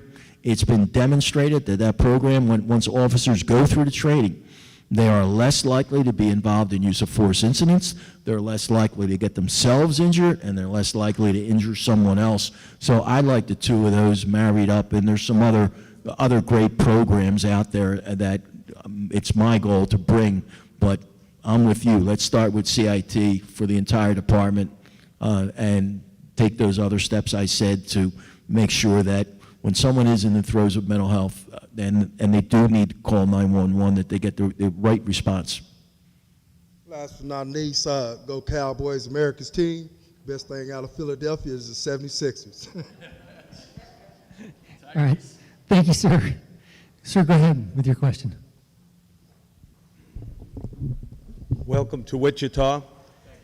I'm from the Boston area, and you being from Philadelphia, in the city of brotherly love, isn't that an oxymoron statement? But now on to Well, we like to call it the city of brotherly love and sisterly affection, but, it breaks my heart to say that, right now it's not living up to that name. There's a lot of violence going on in the city. The president of 3 neighborhoods and 6,000 plus citizens, we want to be sure the candidates are community policing oriented. Are you community policing oriented? I mean, are you going to push for that? Because it's starting to wane a little bit, especially in my neighborhood, and we're concerned. Absolutely. If there's a police chief anywhere in America today, whether he or she is running a 10-man department or the NYPD, if they plan to do it without being community policing oriented, they are going to fail miserably.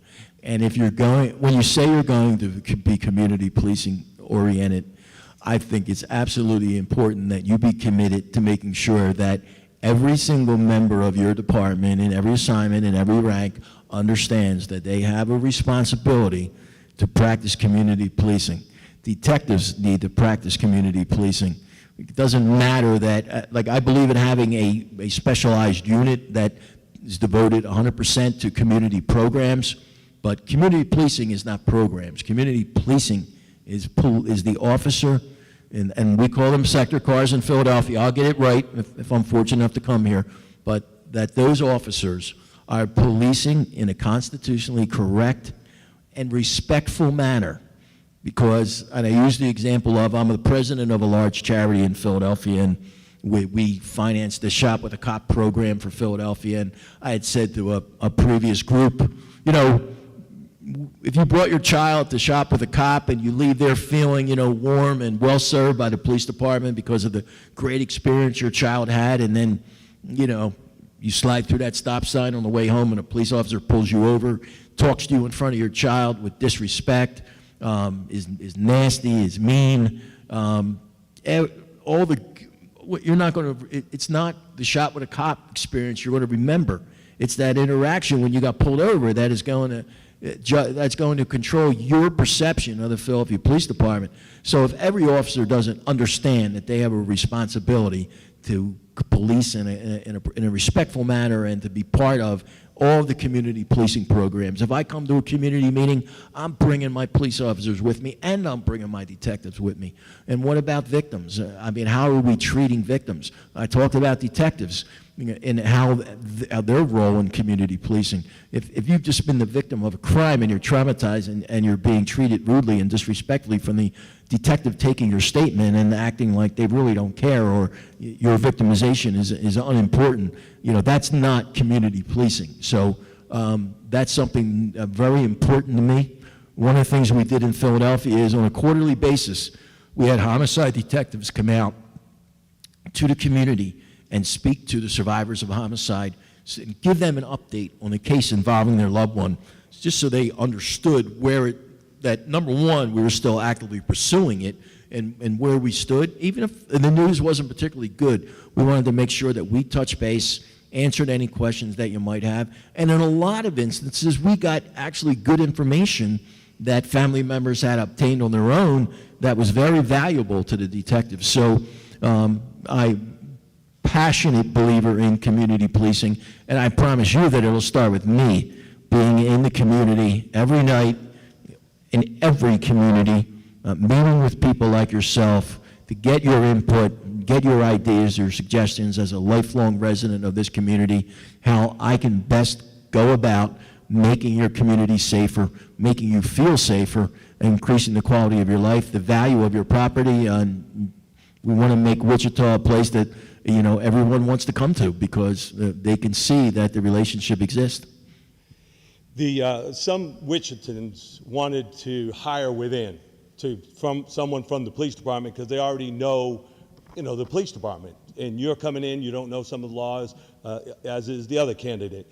So my question was to Gordon Ramsay, because he came in from another place, and I got to know him pretty well. So I would ask you the same thing I asked him. I don't know that I ever figured it out from talking to him, because I don't know that he could quite answer it right. But I'll put it out there for you. Who will you listen to when you come in? Who are you going to listen to? How will you figure out who to trust? Will you burn the midnight oil and look deep into your command staff to include the DCs, the captains, the lieutenants, and heck, even the sergeants, to see how the whole department, because there's little factions everywhere, in church and baseball teams, football teams, and there will be here in Wichita. How are you going to bridge and bring all those people together? I mean, there were some people that didn't like Gordon Ramsay, some people that did, some people didn't like his style, this, that. He's from a different town, so they wanted inside the agency back then. They're saying now they want inside. Well, you two aren't. So how are you going to bridge all that, and who are you going to trust? I had the benefit of learning under Charles Ramsey when he came to Philadelphia from Washington, D.C., and we weren't happy about an outsider coming to Philadelphia. But we very quickly realized that having, at that particular point in time, and it was not unsimilar to kind of the situations that exist here in the Wichita Police Department right now with some problems at the upper ranks, that it benefited us greatly having someone that walked in the door with no preconceived notions, no opinions of anyone, and he was very pensive. He didn't say a lot initially, he didn't do a lot for a while, but we could see that he was watching everything, observing everyone. He was talking to a lot of people inside the department, outside the department, and then when he had a good grasp of who he could count on and who probably shouldn't be in important positions within the department, who was not going to be loyal to him, who was not going to act in the best interest of the community, he made his movement and he put together his team. And he had the support of the mayor and the managing director, and he put together a great team, and then he got everybody involved in community policing. He got everybody involved in fighting crime, reducing crime. He just had the way that he just kind of pulled everybody in and made everyone want to be part of the process and contribute. One of the greatest things he did was, and you hit on it, it didn't matter whether you were a police officer or a deputy commissioner. If you had a great idea, he wanted to hear it. And if he thought it was a great idea, we instituted it. And we did that at CompStat. And we had a lot of great successes that were as a result of that. And that really boosts morale when you do that. And that's why I'll be meeting with officers of every rank in every assignment, asking them to do the same thing for me. And I guarantee you that they will talk to me. And when they see that I am really interested, I take their input seriously, and we're going to put it in place.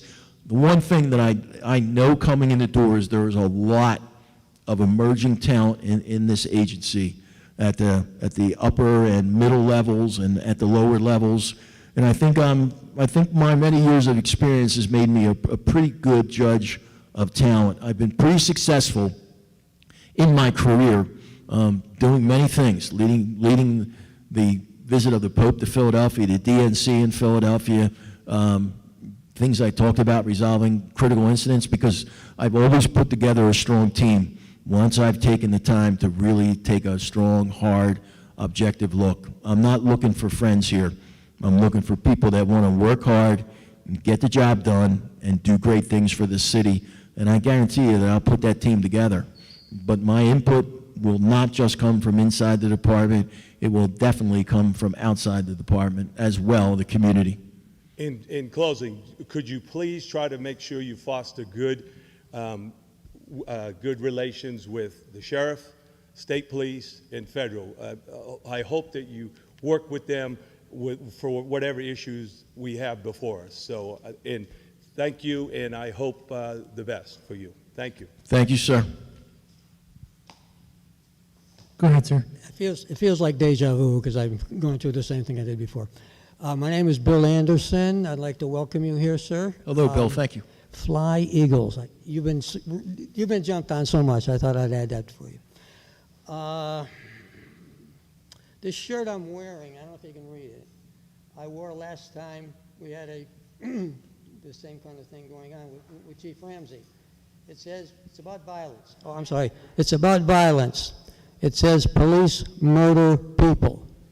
After that forum, I met with Chief Ramsey and I said, I hope to be able to burn this before I die. I hope this is no longer true. I'm not that young. My question is about violence, but in terms of violence, police violence in Wichita, remember the name Andrew Finch. Andrew Finch, okay. I'm familiar with the case. Okay, here's my question about violence. As a police officer, please tell us about instances of racist behavior by police department personnel you personally observed, and what did you do about it? The last guy really gave me boilerplate. I'm telling you right now, so I hope you give us a good answer. Thank you. Well, absolutely, the best answer I can give you is the one I talked about. And I gave you an example. I mean, the Facebook posts were just shocking, to say the least. I mean, I was taken aback, left me speechless. And I gave you one good example, and it was just so ugly. I really don't think I want to repeat it. But there were comments made about, as I said, about members of the LGBTQ community, about people of the Islamic faith, of the Jewish faith. We could just go on and on. Misogynistic comments about disrespectful of women, talking about the physical abuse of prisoners and just average citizens. So the one thing that I will tell you is that we were the first department to handle this type of an event. We realized, number one, we weren't technologically prepared to do it. We didn't have the software necessary to scrub social media of our members, so that was the first thing to tackle. The other thing is that we brought in outside legal counsel And we followed the three-prong test, and we fired officers, we put out maximum suspensions, medium suspensions, and some shorter suspensions based on exactly what they did. Were they the poster? Did they retweet it? Did they just like it? Did they comment? What was the comment? So we had to look at each, and there were hundreds, we had to look at each individual case and come up with what we thought was the appropriate discipline. And unfortunately, we're losing a lot of those cases in court. And we know why we're losing them. But I will tell you this, I'll do the same thing tomorrow, whether I lose it or not, because I had to answer to those communities that were so offended by the people that are paid to protect them. And I had to make sure that they understood, that I understood just how hurtful that this was. And we had to come out as the leadership, and we had to acknowledge the wrong, we had to apologize, acknowledge the hurt, and make sure everyone understood what we were doing about it and what action we were taking. It's regrettable that some of those officers made it back to the police department, but again, that wouldn't change the way that I respond to that in Philadelphia or Wichita tomorrow. Evil is evil, and I'm going to respond to it in the very same way. And again, that goes back to the example that I set in my own personal life, in the diversity that I create within my command staff, the diversity within my personal staff, and that's what I did in Philadelphia, and that's what I'll do in Wichita, to send a strong message that everybody in this department has a seat at the table and has the opportunity to realize their full potential and be chief or crime scene technician, whatever it is that whatever career path they choose, and they won't be prevented from doing that.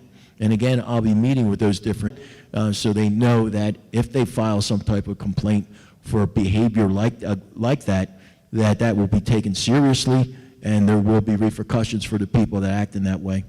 Thank you very much for your answer. I appreciate it. Thank you. Ma'am, go ahead with your question. Thank you. Hi. First of all, welcome to Wichita. Thank you, sir. I'm female. Oh, thank you. That's okay. So for the sake of balance, I want to ask kind of generally the same questions that I asked the last candidate, although I would say I think that you've already answered. In your last answer, you seem to disavow white supremacy, anti-Semitism within the police department. So I want to instead ask, and once again, I'm citing two public statements that one is a letter from outgoing Chief Gordon Ramsay, dated May 17th of this year, and the other is, as reported by KWCH on the 19th of September, is referencing a letter on behalf of two current deputy chiefs and one former deputy chief, and so altogether 123 combined years of law enforcement experience. And together, these four current and very recently resigned senior leadership of the Wichita Police Department are sounding the same alarm. To quote outgoing Chief Gordon Ramsay in his letter, the real purpose regarding the Jensen and Hughes audit is to distract attention away from the inappropriate interference of Human Resources Director Chris Bezruki in the disciplinary system of the Wichita PD, and to deflect it onto the very people who brought forward significant ethical and operational concerns.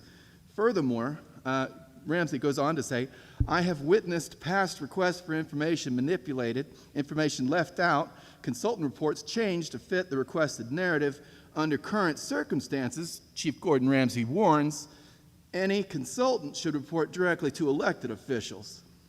Additionally, be aware some police employees have recently sought whistleblower protections due to concerns of retaliation by city administration for speaking out, according to Chief Gordon Ramsay. Now, according to the two current deputy chiefs and one past deputy chief, they expressed concerns that City Manager Bob Layton and Chris Bezruki repeatedly lied about their knowledge of incidents within this abhorrent subculture and took action to protect and or conceal it. And furthermore, they go on to say that Layton, Bezruki, and the Fraternal Order of Police made a collaborative attempt to drive out and remove the entire executive staff of Wichita PD in order to install new hand-picked replacements who would be more pliable and willing to look the other way. So I guess my question to you, Joe, will you be more pliable and willing to look the other way? Never looked the other way in my life, and I'm not going to, if I'm fortunate enough to prevail in this process, I would expect to pick my command staff based on my observations and the people that I feel that I can trust, and that is what I would be doing moving forward. I think that's one of the benefits of whether it's me or the other candidate. We're coming in from the outside.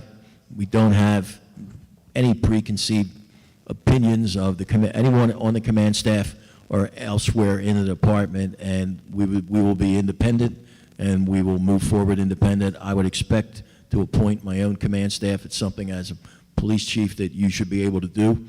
I would begin with the existing command staff, not making any judgments whatsoever on them, but I would rather be independent.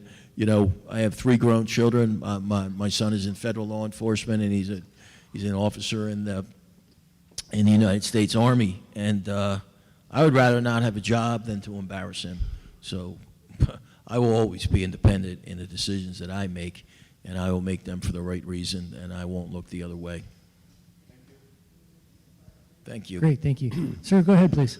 My name's Doug Ballard. I've changed my mind what I was going to ask you on the way up here. In fact, a gentleman that just left was with Occupy Wichita, and for a number of years we worked on police brutality, and we studied, it's a real long story, but we got involved in 5 police shootings that were done in a 7-month period, and we're not professional investigators, but we found things that we didn't like about all 5 of those instances. And in doing that, it got us into lots of other things. There's so many things involved in all of those things. It's a little bit off the subject, but in doing all that, this has been over a 10-year period. I want to refer you to something that you haven't seen, and I'm going from the top of my head, which is somewhat of a challenge. There's a report that the university put out, and the name of the report has something to do with high utilizer something. It's about mental health, and it's a study from 2015 to 2018. So the information's getting a little old, but I don't think anything has changed. Anyway, it's very lengthy, and the punchline on it is, and you're going to be unfamiliar with these organizations, but between St. Joe Hospital, which we used to call the psych ward, I know that's not kosher, ComCare, and Saks, which is mostly alcohol, on 516 individuals, if I remember correctly. They spent $56 million on these same 516 guys, they're mostly guys. They're still living under a bridge. This $56 million does not include the amount of money that we spent with the police department, because they're the ones that started the whole process, right? We call them for everything. It doesn't count the sheriff, because they went to jail. They all went to jail. They all have police records. They've all been in court, so that has impacted the WPD's budget, so to speak, if you filled out a work order for the time spent on those guys. They went to jail, so we spent money there. We spent money, them going through court, and yet we've accomplished nothing. And it's just a vicious cycle. And so we ask you guys to do stuff that you're not qualified to do, you will never be qualified to do. And yet, my daughter who just left here, we were at a conference, and the sheriff told us with his head down that 40% of the jail should be under medical supervision instead of being in the jail. And all of us here know that if you got something wrong with you and you go to jail, whatever's wrong with you is going to get worse being in jail. So this is just a tremendous, vicious cycle that we are caught up in. And what it does, the reason I'm making this point is because you are the first responders. You're spending money and resources doing stuff you can't really do, and you're unable to do the stuff that you are actually qualified to do over here. So how are we going to break this cycle? Well, again, I don't want to get too far out of my lane because it's not my area of expertise, but I think the first step is what we started to talk about, and you'll have a good program that started, and hopefully we'll see it expanded so that we are expending less police resources in dealing with the homeless population, for example, not because we don't want to assist them, but because we realize that we can just we potentially can make the problem worse. So I just want to say that certainly as the police chief, I would look forward to working with the Office of Homeless Advocacy, or whatever the appropriate name for it here is in Wichita, mental health, and the dependent support services for people that are substance dependent, to come up with a better approach to that. I can't get into the incarceration part of it, but I will say as the police chief, we certainly are not going to criminalize those behaviors, and we're not going to arrest people. Even if they've committed a criminal act, we will make sure that we take them to the appropriate care facility, and then we can work that out with the district attorney at another time to make sure that we get a withdrawal of the charges. But I understand what you're saying, and I think it requires a lot of people giving a lot more thought, making sure that, as you said, that when my officers do have someone in their custody, they do have the right option, and that's always been the problem. That we're more than happy to transport someone who is homeless, is in mental health crisis, is in need of treatment for substance dependence. We're more than happy to forego criminal charges unless it's a serious violent incident, and take them to the appropriate care facility. But too often those resources aren't available to us. So I certainly am happy to be part of that discussion. I think it's the future, and the discussion needs to be had, and I really think that it will. Okay, thank you. Thank you. Go ahead, sir. So marijuana and fentanyl test strips are illegal by state law, but the Wichita City Council just decriminalized it through city ordinance. How would you handle those type of cases here in Wichita? What, in terms of being considered drug paraphernalia? Yeah, Yeah, we're not getting involved in that. Those fentanyl test strips save lives. In Philadelphia, I mean, we have a variety of programs to, make. It's not that we're encouraging people to take drugs, but if people are in the throes of dependence and in need of treatment, in the meantime, we have to make sure that there are measures in place where they can have access to clean needles, especially with fentanyl flooding the market and different analogs of fentanyl. We have something called crank now in Philadelphia, which is just destroying people, that we need them to have accessibility to those strips. They can test the substance before they use it. And what about marijuana? Marijuana in Philadelphia, and I was part of putting together this process. My point is this: if somewhere you're prohibited from smoking, then you're prohibited from smoking, period. And if you violate that, or if you are smoking something that is a violation of state law, and I have to get more into this conversation. I don't like the idea of officers having too much discretionary power, because we know that sometimes can kind of go off the rails, where we're utilizing discretion more in one area of the city and less in another area of the city. If you're going to have discretion, you got to very carefully track it. But the short answer that I would like to see is we went to civil citations in the city. and that meant that we weren't criminalizing possession of small amounts of marijuana. In fact, you could have as much as 30 grams before we would charge you with a criminal offense or a misdemeanor. That was even, and I did a lot of work with the marijuana community in advance of this, and even they said to me, "That's a lot of marijuana, Chief. Did you know how much was being authorized?"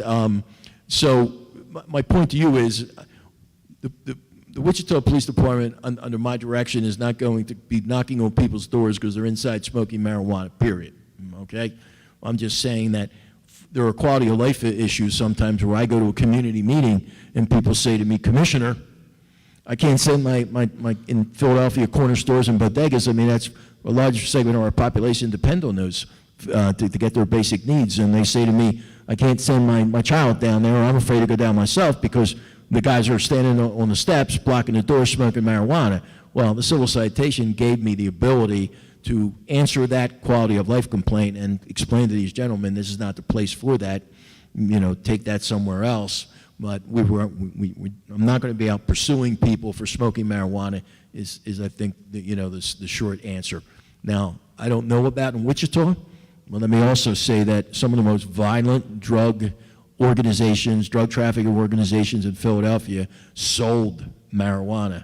And if anyone is selling anything that's illegal and it is contributing to violence in the city of Wichita, you're going to expect a visit from me and my officers in very short notice, because we're not going to tolerate that. Or if you're selling substances that are causing people to overdose, you can expect a visit from me and my officers in very short notice. Or if you are selling a substance illegally and that is drawing community complaints and you are impacting the quality of life of other residents, then you can expect a visit from me and my officers. But I am not going to spend the time, the valuable time of my patrol officers and my resources worrying about people that are personal use marijuana. Thank you. Thank you. Ma'am, please go ahead with your question. Welcome to Wichita. I'm a Wichita Thank you. native. Glad to see you. Thank you. All right. I'll try to phrase this the same way I asked the last candidate. In my 26 years in the financial industry, banking industry, my last 5 were spent as a fraud investigator and working for the FDIC on money laundering, embezzlement, and fraud investigations. So I worked with the FBI with evidence too. As I've learned, and as I'm sure you know, we're all human. We all make mistakes. So it's really important to have oversight of police officers in case there are things they are doing that are outside the normal course of behavior. And one thing I'm a real opponent for is whistleblower hotlines, which we do have in Wichita. But my question to you is, what do you feel about whistleblower organizations or hotlines? How do you think they should report? And should that be outside the police force, or who should handle those calls to do the investigation? Well, I don't think there's anything other than good can come out of having them. I think they should be outside the police department, someone that's independent. So, because if it's inside the police department, people are not going to feel comfortable or trust that their information gets reported, whether it gets reported to the Police Oversight Board or it gets reported directly to the Office of Professional Responsibilities. I mean, I think it could be either.